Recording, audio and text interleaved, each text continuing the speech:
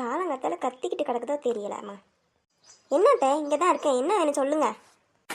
ஏண்டி ஒரு மாமியாரே உட்கார்ந்திருக்கேன், காலங்கத்தால ஒரு டீ போட்டு கொடுப்போன்னு ஏதாவது தோணுதாடி?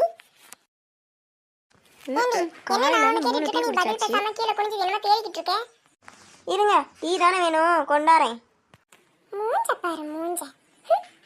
கவிதா வேற காலேஜ் கிளம்பிட்டாலா என்னன்னு தெரியல, இன்னும் டீ கூட குடிக்க வரல. ஆனால் இந்த அம்மாவை பாரு, காலையிலேருந்து 3 டீ குடிச்சிருச்சு. ஆனால் ஊர் முழுக்க போய் என் மருமவன் எனக்கு டீ குடிக்கல, சோறு போடலன்னு போய் நாயை சொல்லிட்டு உட்காந்துருக்கிறது. ஏடி கவிதா, கவி என்னடி பண்ணுற? மா நான் வந்துட்டேம்மா.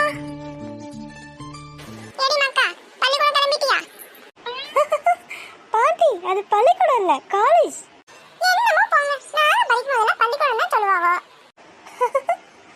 ஏடி கிளம்பிட்டியா? கிளம்பிட்டேம்மா. சரி சரி வேற சாப்போ. ஓகேம்மா நான் கிளம்புறேன், பாய் பாட்டி. என்ன கிளவி நம்மளை பார்க்குது, திரும்ப டீ கேட்குமோ, ஓடிடுவோம்.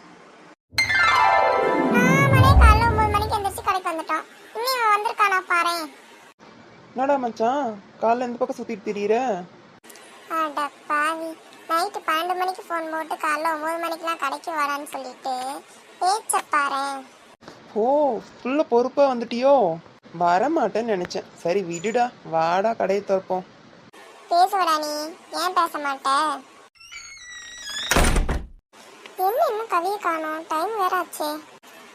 Wow what a beautiful girl. மச்சான் செருப்படி வாங்கிக்காத, அவ்வளோதான் சொல்லுவேன். அட போடா, பாத்துக்கலாம். Hi hello beauty. என்ன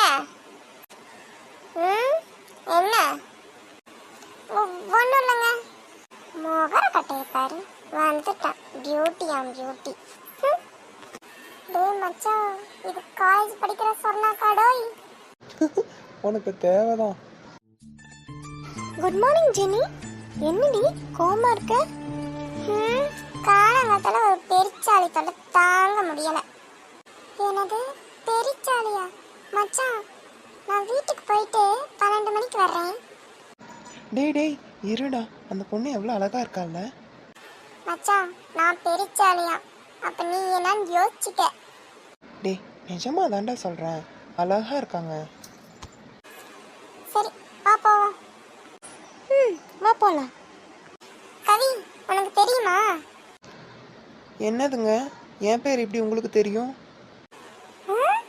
உன் பேரா?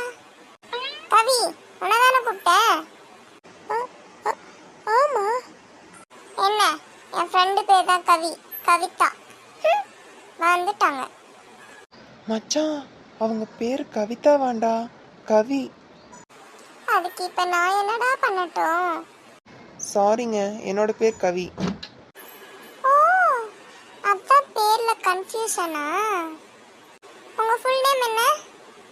கவின். ஆஹா. ஏய் வா போலாம்.